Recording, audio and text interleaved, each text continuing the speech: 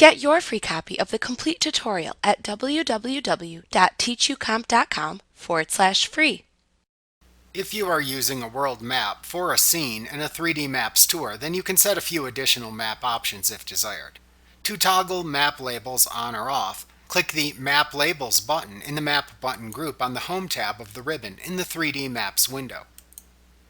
To switch between the global and flat map perspectives, click the Flat Map button in the Map button group on the Home tab of the ribbon in the 3D Maps window. To find a geographical location on the map, click the Find Location button in the Map button group on the Home tab of the ribbon in the 3D Maps window. Then, in the Find Location dialog box that appears, enter the city, state, address, or other geographical information to find into the field that appears. Then click the Find button in this dialog box to find and move to the selected location on the map. Like what you see? Pick up your free copy of the complete tutorial at www.teachucomp.com/free.